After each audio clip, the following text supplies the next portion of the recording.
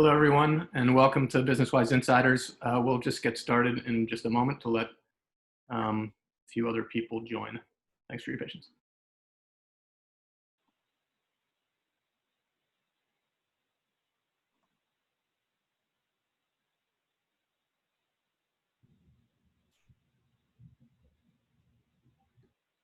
Good morning. Good morning. Good morning. Good morning. Good morning.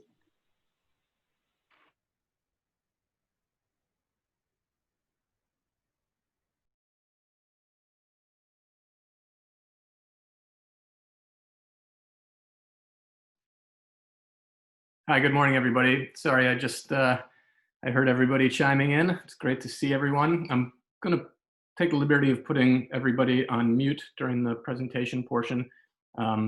Given the large number of attendees, it'll help things go smoother. But I wanted to thank everybody for joining our second virtual session of BusinessWise Insiders. I'm here with several members of our BusinessWise team. And once again, given the large number of attendees and to keep things moving, we're just going to keep everyone on mute while I walk through the presentation. And those of you who were regulars at our insider sessions in the old days know that we used to hold these sessions in person in our Atlanta, Charlotte, and Dallas Fort Worth offices, and this is obviously a bit different. And that's especially because the idea behind Insiders is to ensure that all participants can meet and learn from each other. So at the end of the presentation, we'll split into breakout rooms where you'll have a chance to introduce yourself and ask questions and offer your own insights. And just to introduce myself, my name is Sam Mitchell, and I'm the content director at BusinessWise.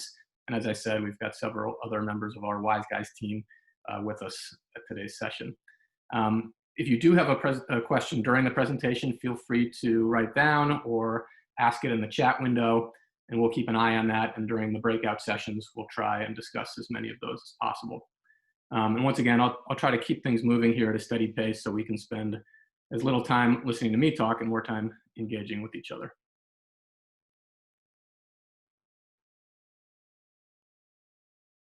So the topic of today's presentation is an email recipe for more leads, 5 email strategies for more connections and appointments. Last month, if you joined us, you'll recall we were talking about cold calling strategies with a specific focus on how some of the cold calling rules have changed in the COVID-19 environment. And today we wanted to focus a little bit on email and how some of those dynamics have changed, but also what has remained the same and what's always been important about how to create connections and leads for sales reps using email to connect with prospects. So you'll see here on our first slide, we have a tale of 2 sales reps. And when it comes to email, you'll find that most sales reps fall into one of 2 camps. You have sales reps like the woman on the left here saying using email to find prospects is for marketers, count me out, I don't want to do it. And then you have sales reps who are willing to try anything, but don't really know where to start. Email has always been a powerful way to connect with new good prospects, and in the current remote business environment, it's even more important. But again, you find most sales reps fall on either end of the spectrum.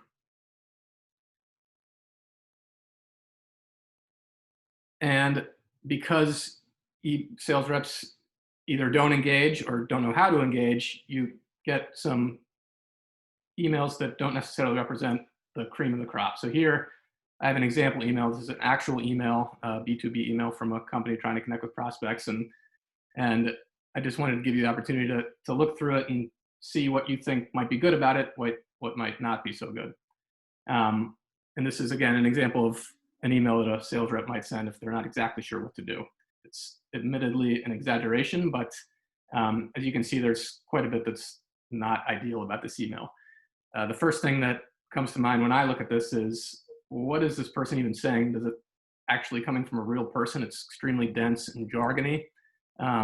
Even from the very first sentence, it gets deep into the weeds and very likely to cause a prospect to tune out almost immediately. Another question I would have is, why should I care about this email? There's very little in it about me and my interests. It's very much loaded with information about what this person thinks of me and my company and my website. Not enough from my perspective. A third question might be, what am I supposed to do? There's several links. Are they asking for a meeting? There's too much going on, and I'm not exactly even sure what they want from me. So that's an example of an imperfect email, to say the least. And here we have another example, and this is probably a little bit closer to what sales reps write to their prospects when they don't know where to start. This is, again, an exaggeration, but you have the email saying, "Dear name, our awesome company is the industry leader. Here are the 4 ways our product is awesome. It's fast, it's powerful, it has 1,000 cool features. Did we mention that it's awesome? Click here to buy it today." Again, what's good, what's bad about this email? It's direct, it's to the point, it's concise, but way too much about the sales rep's company and product and features, and not nearly enough about me and my interests as a prospect. Another question I would have is, do you really think I'm just going to be convinced to buy your product based on you selling it to me in an email? But most importantly, what is in it for me? What are you offering me? What is the reason that I'm going to act on this email? So let's take a step back from the details for just a second. With email marketing, it's really easy to get lost in the details of words and sentences and paragraphs, but it's critical to stay focused on the big picture, especially for sales reps. And in our experience, the key to using email to successfully generate good leads and first-time appointments comes down to answering 4 basic questions.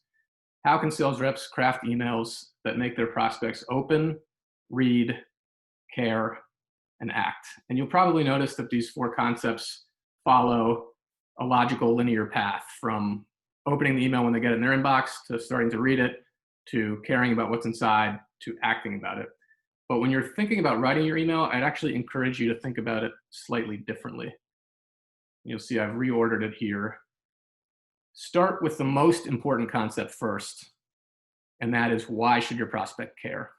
And then move toward the least important concept, which is opening in the first place. So really, why prospects care is by far the most important, and that's where you should start when you're thinking about writing your email. And we'll talk a little bit about how to do that in the rest of this presentation. We have 5 steps, and the first is, again, to offer something. And the idea here is that you should really think of email as a contract or a transaction. Your prospect needs a reason to act. So on the left, you have the marketer saying, if I offer her something that benefits her, the prospect will have a reason to reply, call, or click. So whether you call it a contract, a transaction, or a two-way street, it's really important not to think of email as tell and sell. That is the idea that as soon as you tell your prospect about your great product or service, you'll be able to sell it to them. Because your prospect won't care about or respond to your email if she doesn't see any value in doing so. And some of you may have heard about the 40-40-20 rule before. It's something we talk about a lot at BusinessWise in relation to all aspects of sales and lead gen. And it helps us stay focused on the big picture. It's the idea that the vast majority of lead gen success comes from 2 basic concepts: your list, 40%, and your offer, 40%. And our goal at BusinessWise is to help our clients with all 3 pieces. We want our clients to start off working from a focused list of high-value prospects, which we provide via our locally researched contact data in our 3 markets. And we also work with clients to ensure they're delivering value to their prospects by crafting compelling offers and presenting them in a way that their prospects will respond to. And the reason this is so important with email marketing is that, again, it's so easy to get lost in the land of the other over here on the right, where the subject lines and the words and the pictures take on outsized importance, when it's really much more important to offer something that your prospects care about. And again, the key points here are the offer is really the why of your message. The answer to the question, why should I act on this email? Again, an email is a transaction. So on one side of the equation is value for your prospect. On the other is replies, calls, and leads for you. And then this is important, especially for sales reps. In most direct email prospecting from a sales rep to a prospect, the offer is really you. It's a meeting with you in the form of a phone call or a conversation or a Zoom call. or even your products or services. But there's always a way to frame it in terms of how your prospect stands to benefit. What do they get from a meeting with you, even if they don't become a client?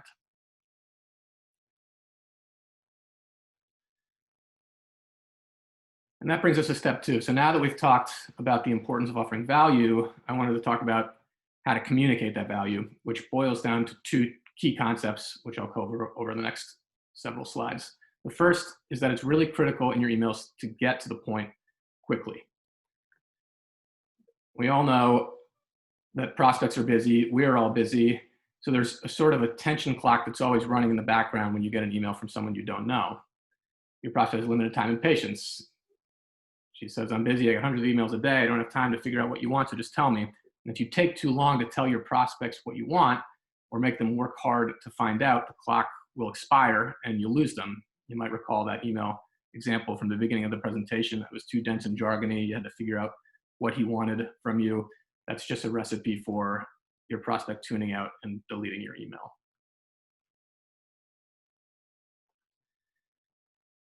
And another way to think about it is that your prospect is either in info gathering mode, which is sort of the slow, passive, frustrating process of figuring out what's this about, or they're in action mode when they know what you want and they're actively deciding whether to act on it.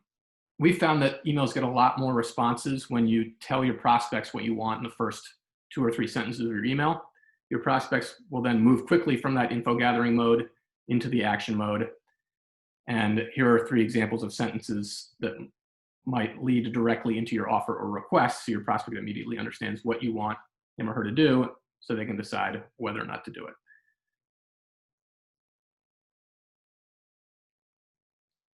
And the key concepts here are that prospects aren't naive. I think a lot of email marketing treats prospects like a blank slate, where you're trying to gimmick your way into getting their attention. But we all know that we get an email from somebody we don't know who wants to set a meeting that says they want something from us. So it's respectful and professional to be upfront and direct about what that is. And the clearer and more concise you are about asking for that thing, the more likely are you to get a response. And another key concept we like to talk about business-wise is selling to the pain, where you're talking about framing what you're offering in terms of a solution to a problem or challenge that your prospect is facing. It's not always easy to do that, obviously, in the first couple sentences of an email, but using pain words like frustrated, annoyed, anxious, concerned, worried is a way of highlighting that what you're offering is a solution to a problem that they have. And then in addition to getting to the point, the second key concept in communicating your offer is the importance of being real and personable. And this is really where email prospecting from a sales rep to an individual prospect differs from email marketing, which is more about brand awareness. The idea, obviously, is that your prospect is a human being and you are too, so you should write like it. And here you have the sort of a typical prospect saying, marketing speak about your product is boring and irrelevant to me. I want to hear from real people who can help me solve a problem or address a priority. So I wanted to go back to that first example email, which you may recall from the beginning of the presentation.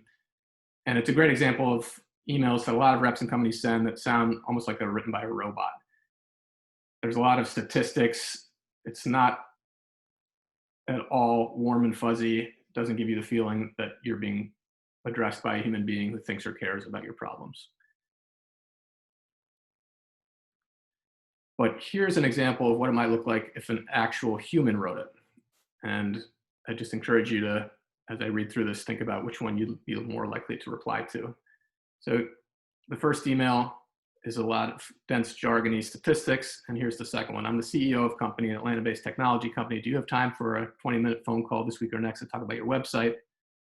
I've actually taken the liberty of running a quick test, et cetera, et cetera. Let me know if you have time to connect or if there's someone else at the company I should be talking to about this. Thanks in advance for your time. And again, you have almost the exact same information, but this email clearly sounds like it's coming from a real person who wants to meet face-to-face about a problem you might be having.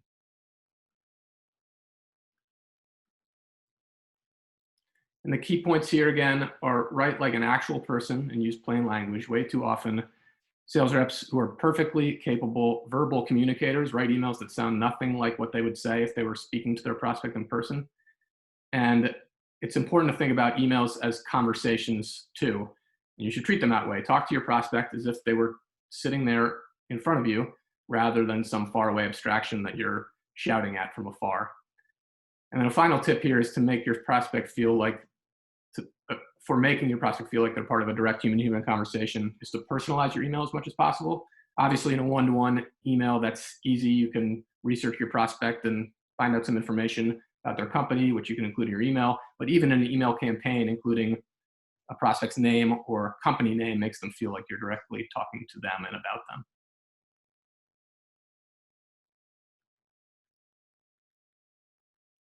That brings us to our fourth step, which is your subject line, the first thing your prospect actually sees. Now, before I get into this, I know a lot of attention is paid to subject lines, and you may be wondering why this wasn't higher on the list. And the reason's pretty simple. Your subject line is really the icing on your email cake, and you need to bake the cake before you can ice it. So in other words, it's much more important to build a strong foundation of a compelling offer and a message that will speak to and resonate with your prospect than it is to come up with some gimmicky subject line that will cause your prospect to open it, but not really care about what's inside. And if you're going to take the time to write a no gimmick email, it deserves a no gimmick subject line that follows some of those same rules. It's obviously important, however, because you want to stand out in the inbox. Inboxes are cluttered and subject lines are a key factor in encouraging prospects to read and act on your email. But subject lines that are long and gimmicky and vague or too salesy aren't the ones that are going to entice your prospect to open your email anyway. So try to put yourself in your prospect's shoes. What kinds of subject lines grab your attention? What makes you think this is something I need to open and read? Because we all get a ton of emails, inboxes are cluttered, and most people prioritize emails that look like they're from a real person about an issue that warrants their attention.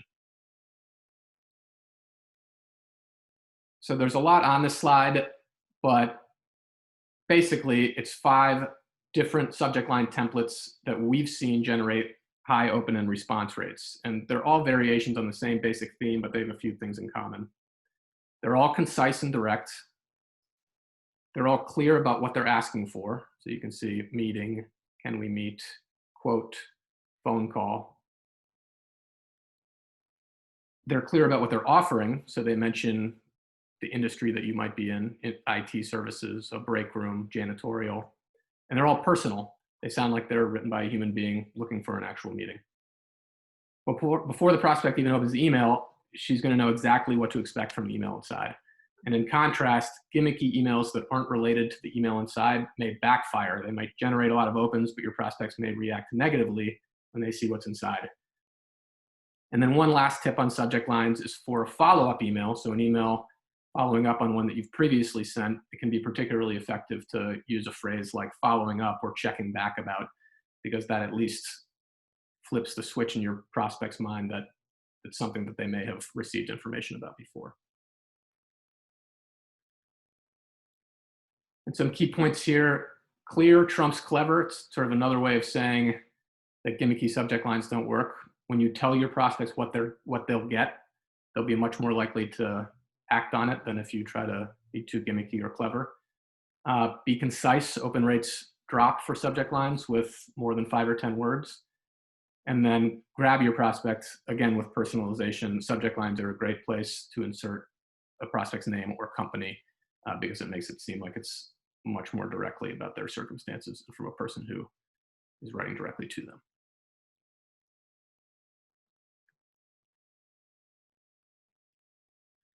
So by now we've covered how to think about writing emails that are likely to generate responses from your prospects. And while there are a lot of important details, and I hope you aren't feeling overwhelmed, again, the big picture is what's most important. And I think if I could sum up the stuff that I've covered so far in a few basic concepts, I would say email your prospects rather than avoiding it, because not emailing is the only recipe that has a 100% failure rate. Focus on offering value. put yourself in your prospect's shoes, be clear and direct, and write like a person. And if you follow those 5 basic guidelines, then you're going to be head and shoulders above where most sales reps are when they write emails. But I also wanted to talk about one other thing today, and that's the power of email automation for sales reps in particular. So on this slide, you have a comparison between traditional one-at-a-time email that sales reps write to individual prospects and then automated campaigns. Now, the tips in this presentation are going to work for both one-at-a-time emails and automated prospects. And again, those basic concepts of putting yourself in your prospect's shoes, being direct, writing like a person, are what's really key to getting a good response rate. But if each approach here has its own advantages and disadvantages. So on the left, a one-at-a-time email to a prospect that you've been researching is obviously going to be highly targeted and personalized. But on the other hand, it's going to be time-consuming to reach a high number of prospects using that approach, therefore inefficient. And you might get some very high-quality leads because you're being highly targeted and highly personal, but the volume of the leads is going to be comparatively low. Whereas with automated email, you can construct a campaign of sequenced emails sent to your prospects over time, which results in a steady stream of replies and leads to your inbox, requires little time and effort, and then the downside is that they're slightly less personalized.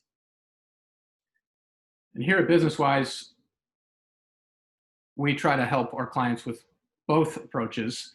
As our clients who are in attendance know, BusinessWise makes it easy to send one-at-a-time emails to decision makers, and I would strongly encourage our clients to take advantage of that feature using some of the tips that we've used today, especially in conjunction with cold calling. For example, to follow up on a voice message that you just left. But when it comes to harnessing the real lead gen potential of email, where you're generating high volume and high quality leads, automated email campaigns can be especially powerful and successful. It's a lot more efficient and less labor intensive than typing out individual one-at-a-time emails. And unlike traditional blast email lead gen, where you send a message to your entire list at the same time, automated email prospecting sends out a sequence of messages to your prospects over time, generating a steady stream of responses and leads and requiring little day-to-day effort on your part. It's a strategy that's worked really well for some of our clients who'd never found success with email before because they didn't have the time to spend writing and sending emails to prospects every day.